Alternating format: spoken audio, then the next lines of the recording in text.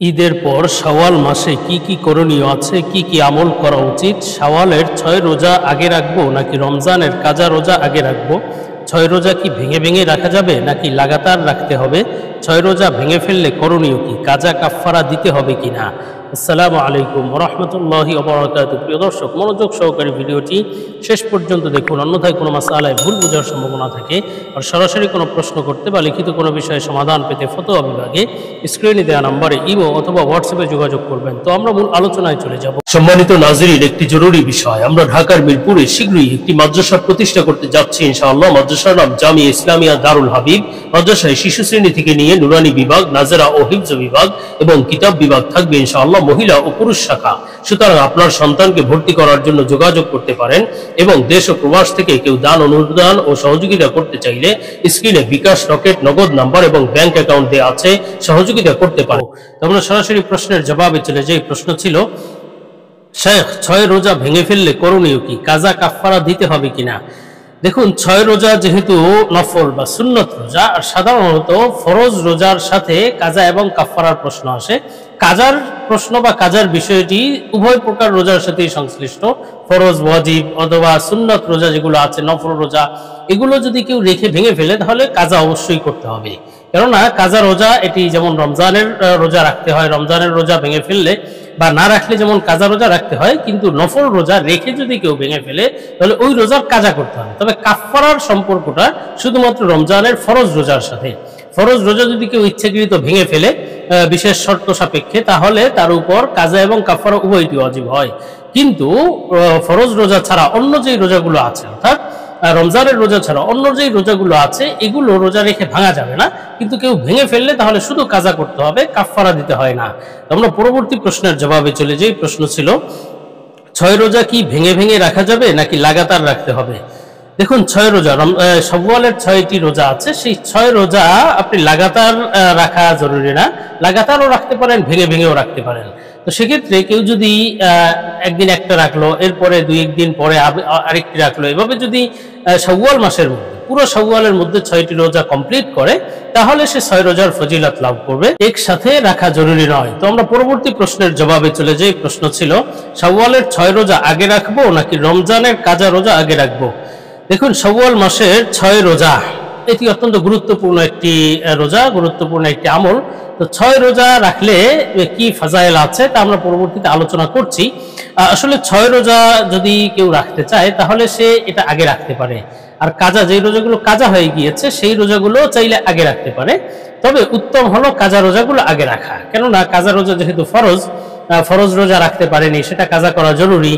অথবা যদি কাফফারা রোজা থেকে থাকে, তো সে এই সমস্ত ক্ষেত্রে আগে কাজা রোজা রাখা উত্তম, তো পরে 6 রোজা রাখবে। কিন্তু যদি কাজা রোজা এত বেশি হয় যে সেটা রাখতে গেলে 6 রোজা আর রাখতে পারবে না, তাহলে তার জন্য আগে 6 রোজা রাখবে শাওয়ালের মধ্যে। শাওয়ালের 6 রোজা আগে রেখে তারপরে কাজা রোজা রাখবে। এরপরে কাজা রোজা শাওয়ালে তো রাখা জরুরি নয়, শাওয়াল এরপরে পরবর্তীতে যেই মাসগুলো আছে এই মাসে সেই কাজা রোজা রাখতে পারে। তবে শাওয়ালের 6 রোজা যেহেতু শুধু শাওয়ালের সাথে সংশ্লিষ্ট, এজন্য শাওয়ালের মধ্যেই যেন 6 রোজা রাখতে পারে সেভাবেই আমল করা চাই। আমরা পরবর্তী প্রশ্নের জবাবে চলে যাই। প্রশ্ন ছিল, ঈদের পর শাওয়াল মাসে কি কি করণীয় আছে, কি কি আমল করা উচিত? দেখুন, ঈদের পর শাওয়াল মাসে বেশ কিছু আমল রয়েছে। অত্যন্ত গুরুত্বপূর্ণ একটি মাস শাওয়াল মাস এবং ফজিলতপূর্ণ একটা মাস।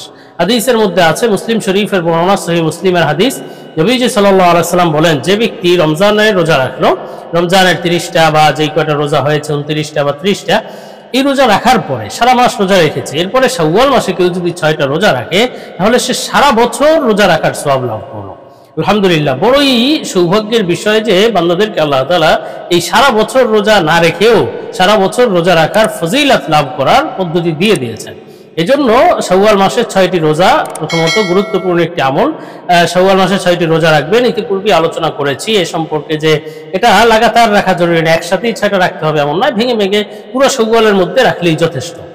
এরপরে শাওয়াল মাসের আর এক আমল হলো, যেহেতু রমজান মাস বিদায় হয়ে গিয়েছে, আর রমজান মাসের পরবর্তী রমজান মাস আল্লাহ তাআলা আসলে কেন দিয়েছিলেন এটা বুঝতে হবে। রোজা আমাদেরকে কেন দিয়েছিলেন? কুতিবা আলাইকুমুস সিয়ামু কামা কুতিবা আলাল্লাযীনা মিন ক্বাবলিকুম লাআল্লাকুম তাত্তাকুন। আল্লাহ তাআলা বলেছেন যে আমি রোজা দিয়েছি, রোজা ফরজ করেছি যাতে তোমরা মুত্তাকি হতে পারো। তো রমজানের একটা ফজিলত বা রমজানের একটা উদ্দেশ্য হলো মুত্তাকি হওয়া, তাকওয়া লাভ করা। এই জন্য তাকওয়া, আমরা রমজানে সাধারণত গুনাহ থেকে বেঁচেছি, নিজের চাহিদাকে, যৌন চাহিদাকে, নিজের খানা পিনার চাহিদাকে, বিভিন্ন ধরনের চাহিদাকে আমরা সংযত করেছি, সংযত করে খারাপ কাজ থেকে বিরত থেকেছি, ভালো কাজগুলো করেছি, সওয়াবের কাজ বেশি বেশি করেছি। এই যে একটা ইবাদতের যে একটা স্পৃহা, ইবাদতের যে একটি জোয়ার রমজানে ছিল, এটা যেন কন্টিনিউ করা যায়, সেটার প্রথম মাস হলো শাওয়াল মাস। অর্থাৎ আমরা যে তাকওয়া অর্জন করেছি, গুনাহ থেকে বেঁচেছি, সেটার প্রথম পরীক্ষার ক্ষেত্র হলো শাওয়াল মাস। যে আমরা তাকওয়া অর্জন করে শুধুমাত্র রমজানেই গুনাহ থেকে বেঁচেছি, এরপর রমজানের পরে আবার যথেচ্ছা জীবন শুরু করলাম, গুনাহের কাজ করা শুরু করলাম, এমন যেন না হয়। বরং শাওয়াল মাসেও যেন সেটা কন্টিনিউ থাকে, সারা বছর যেন সেটা কন্টিনিউ থাকে, এই পদ্ধতি এবং এইভাবে আমল করা উচিত। শাওয়াল মাসে অত্যন্ত গুরুত্বের সাথে, শাওয়াল মাসেও অত্যন্ত খেয়ালের সাথে যেন গুনাহে জড়িত না হই। যেই গুনাহ থেকে অভ্যাস, গুনাহ থেকে বেঁচে থাকার অভ্যাস রমজানে করেছিলাম, সেই গুনাহ থেকে যেন আমরা শাওয়ালেও বাঁচতে পারি, সারা বছর যেন বেঁচে থাকতে পারি, এই বিষয়ে রমজানের শাওয়াল মাসে খুব গুরুত্ব দেয়া চাই। যেমন মিথ্যা, গীবত, শেকায়েত, চুরি ডাকাতি, বেপর্দা, ধূমপান, বিড়ি সিগারেট পান করা, নামাজ না পড়া, এই যে এই সমস্ত বিভিন্ন গুনাহ রয়েছে, হারাম খাওয়া, এই গুনাহ থেকে রমজানে সাধারণত আমরা বেঁচে থেকেছি। তো এখন যেন পরবর্তী সারা বছর বেঁচে থাকতে পারি, সেটার একটা পরীক্ষা ক্ষেত্র হলো শাওয়াল মাস। যে রমজানেই আমাদের সেই তাকওয়া শেষ হয়ে গিয়েছে, নাকি সেখান থেকে আমরা কিছু শিক্ষা নিয়েছি, আমরা আসলেই মুত্তাকি হয়েছি, তাকওয়া অর্জন করেছি, সেটা শাওয়াল মাসে আমাদের দেখাতে হবে।